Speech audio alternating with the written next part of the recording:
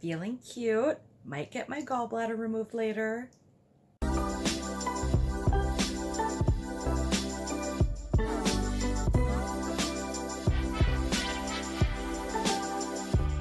Hey everyone, my name is Stephanie. Welcome back to my channel and all about my life after gastric bypass. Today's video is about some of the more common complications that can happen after weight loss surgery. This goes for both the VSG sleeve as well as the RNY bypass and pretty much anything in between the two surgeries. It's something that happens a lot after rapid weight loss, so you can actually encounter these issues if you're losing weight really fast by other means and not just weight loss surgery, but it comes up a lot with the weight loss surgery process.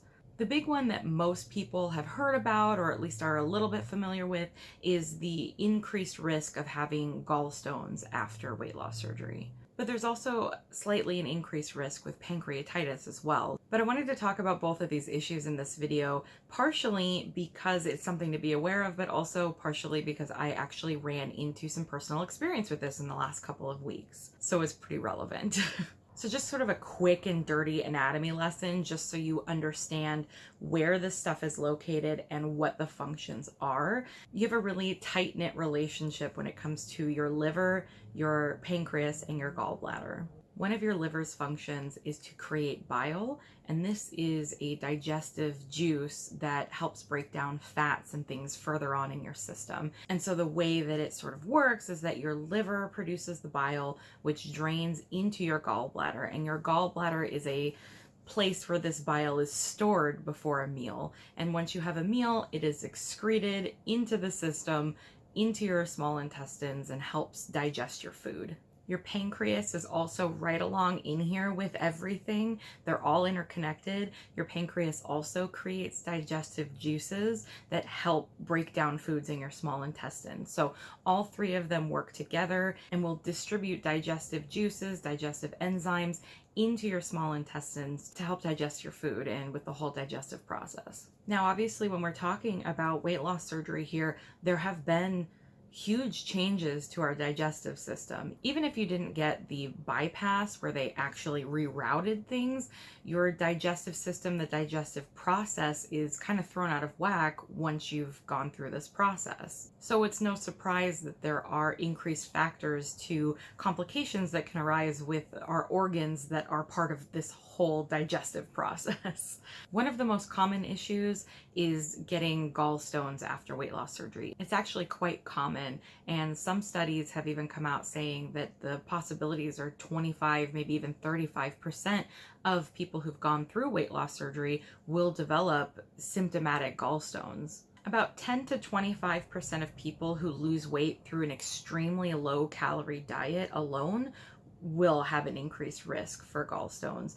But when you factor in morbidly obese people who have undergone weight loss surgery, that jumps up to 35 or even as high as 38% of those people will develop gallstones post-op. It used to be standard practice when weight loss surgery started coming into play that they would just remove your gallbladder also. In fact, there's a lot of situations where any sort of abdominal surgery, they would just remove the gallbladder so that it doesn't become problematic in the future. But as weight loss surgery became more and more precise, more common, and less invasive, especially with the laparoscopic abilities, they sort of shied away from taking out the gallbladder as part of the practice.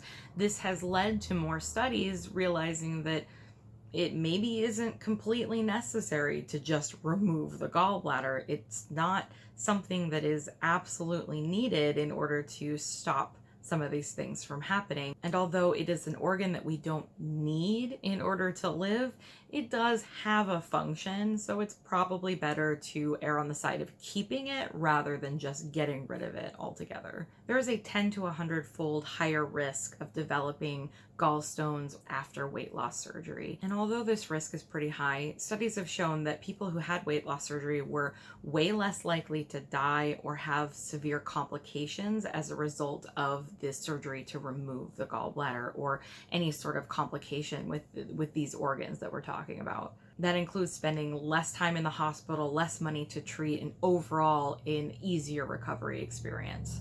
It's not 100% known why the gallstone issues are so prevalent after weight loss surgery.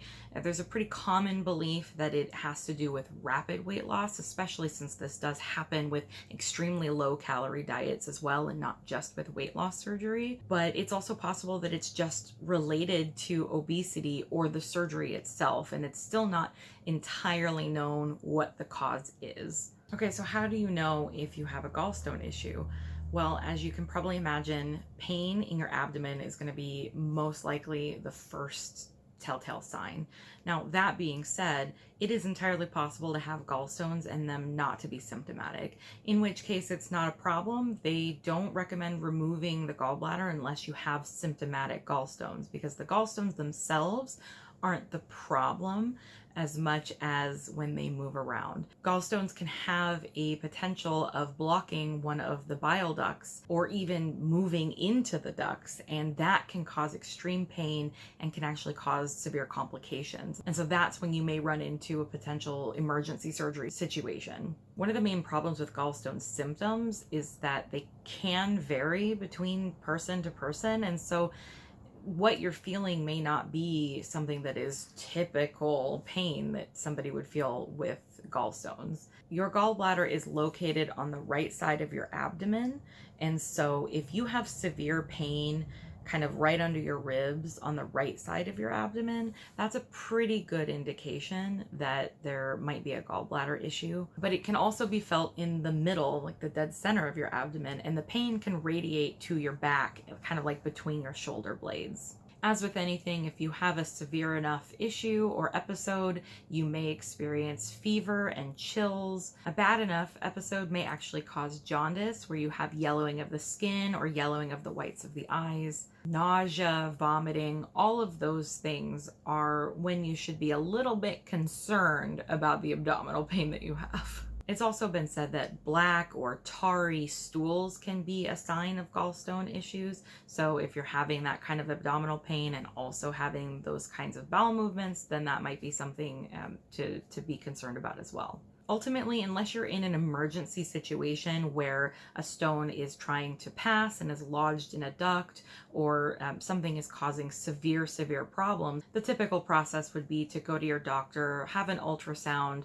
They would scan to see if there are any gallstones, and then proceed from there on whether or not removal is necessary. So the other condition to look out for would be pancreatitis, and all that means is that there's inflammation of the pancreas. So it sounds like some, complicated, worrisome condition, but really it's just when there are issues, there's something going on with the pancreas that's causing it to be inflamed and sore. Pancreatitis. Again, your pancreas creates digestive enzymes and excretes that into your small intestine to help digest food. One of the biggest actual risk factors for pancreatitis is actually gallstones. Gallstones can be lodged in the bile ducts that are connected with the pancreas, and that can actually cause inflammation and backups and problems with the pancreas itself. So you could potentially have both problems at the same time, one kind of feeding into the other. One study actually showed that after weight loss surgery, there was a 1.04% chance for pancreatitis over the course of 3.5 years after surgery. That might not seem like a high number, but the general population's chances are only 0.017%, or 17 out of 100,000 people. So it's actually quite a significant increase from the general population. Most cases are clinically mild. It's mostly about pain and inflammation, and everything can be dealt with conservatively. But just like with gallstones, there is a small chance for something to be more of an emergency situation and can actually cause damage or need some sort of hospital treatment or stay in order to manage it. Symptoms for pancreatitis, again, can be that abdominal pain and tenderness, typically in the dead center of your abdomen because that's where it is located, kind of right behind the stomach. So you could get pain right below your ribs that kind of builds really quickly and may last for several days. And typically your pain will spread to the back, kind of back between the shoulder blades as well. It could be aggravated by eating, so you may notice that eating tends to make things worse with the pain, but it also might not be. In fact, you can have pancreatitis and not have any symptoms at all. Vomiting, fever, swollen abdomen, and low blood pressure are all things to be concerned about if you start experiencing those kinds of symptoms. And again, the most common risk factor for pancreatitis is actually gallstones, but the second highest risk factor is actually excessive alcohol consumption, which kind of goes back to one of my previous videos about transfer addiction and how it's really, really important for us to not drink too much alcohol after surgery. And this is just another reason. You may have a transfer addiction issue. You may notice that it affects you in a different way than it did pre-op. And also it may lead to other issues like pancreatitis if you have excess alcohol consumption in addition to the weight loss surgery risk factors. I have had gallstones and gallstone attacks multiple different times in my life, and it took, I think it was about 3 attacks before it was finally diagnosed as being gallstones. I essentially would have extremely bad mid-abdominal pain that radiated to my back and almost felt like a really bad case of heartburn, but it wasn't quite heartburn. I could tell it wasn't heartburn, but it just had this very similar radiating right under the ribs kind of pain. And it would last for hours, and I would be extremely uncomfortable and would get to the point where I knew something wasn't quite right. The first time I went to the hospital for this, I had just eaten a pretty fatty meal of Chinese food. It was very fried and oily, and they diagnosed me with having indigestion after 3 hours at the hospital and sent me home. It wasn't until well over a year later that I had my second episode, and I was in a different city, so I went to a different hospital, and they really focused in on my description of it feeling kind of like, but not actually like heartburn. So they treated me for heartburn for several hours, which lo and behold did not take any of my pain away or do anything for me. But eventually over time, my pain went away, so they sent me home. The third time it happened to me, I was in a totally different state, and I had done enough research to realize that this might be an actual gallstone issue and not indigestion or heartburn. So when I went to the hospital after pain that wouldn't go away for several hours, I actually told them I think I am having a gallstone attack. So they actually did an ultrasound and found gallstones. At that time, the recommendation, of course, was to remove the gallbladder. The surgeon said, "There's nothing else to do. You're having symptoms. Let's take the sucker out." I remember asking, can I change my diet? Are there things that I can do that would eliminate or alleviate the problem? Since I was going years between gallstone episodes, I was trying to figure out if it was actually necessary to remove my organ or if there were lifestyle changes that I could make.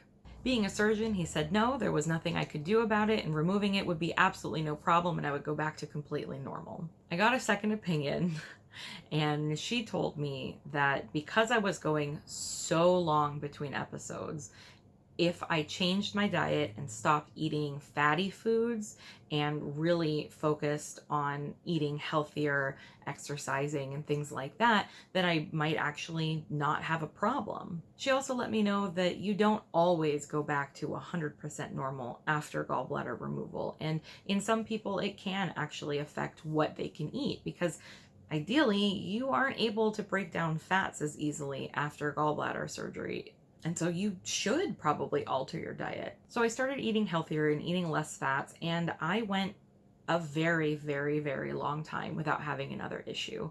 Last week, however, I started feeling some abdominal pain. It was a little different than what I had felt before. It was dead center, and I had tenderness when I actually pressed on my stomach. In fact, my cat jumped on my stomach and it hurt quite a bit. So that was my first concerning symptom, is that I had never had internal pain that I experienced when pressing on my abdomen in the past. This lasted for several days. Sometimes when I ate, I felt awful, and other times it didn't bother me at all. I was extremely confused because all of the symptoms for both pancreatitis and gallstones are very similar, and I couldn't quite figure out what was going on. But as my pain continued on, I started to experience that very familiar pain that I have experienced several times in my life. I went in to see my doctor. She pushed on my gallbladder, but she didn't get any sort of reaction, so she started to think that maybe it was pancreatitis based on the location I was feeling the pain. So she sent me in for an ultrasound. By the time the ultrasound was scheduled, everything was gone and I was feeling hunky-dory after 6 days of feeling like absolute crap. But my ultrasound did come back showing a rather large gallstone, whatever that means. So I'm not really sure if that was what was causing my pain, considering gallstones don't really go away once they're formed. So I'm pretty sure since I have had them in the past, they're probably still there. I don't know if it moved and was blocking a duct, which was causing pain in my pancreas. I'm just not really sure what the issue was.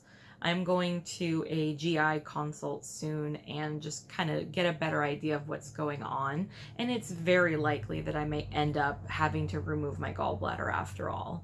My general feeling as of right now is if I don't experience symptoms again, I don't really see the need to remove the gallbladder. This may have just been one of those incidents that happens every several years for me, and it might not be a cause for concern.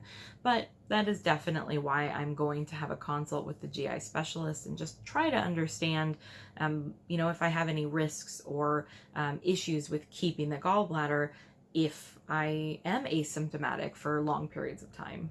They told me right before my surgery that I would have to keep an eye on my gallbladder, and the recommendation was to lose weight a little slower if I could, because the rapid weight loss is thought to be connected to gallstones.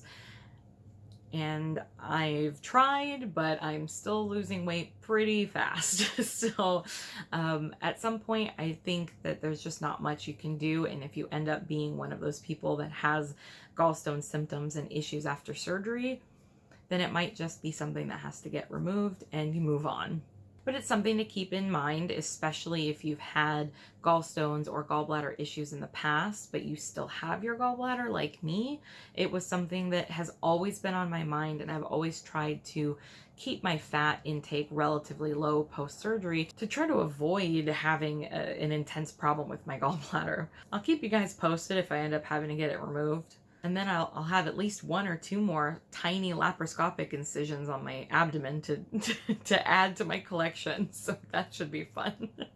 I hope this was informative and just gives you kind of another medical perspective on some of the things that you may or may not expect after surgery. It's not a huge worrisome complication, but it is something to be aware of that might happen. So it's good to just know all of the possibilities and be able to plan and expect for if these things do happen to you and not be caught off guard and surprised by what may or may not happen after surgery. Thanks so much for sticking through, and I hope everyone has a good one, and I'll see you guys in the next one. Bye.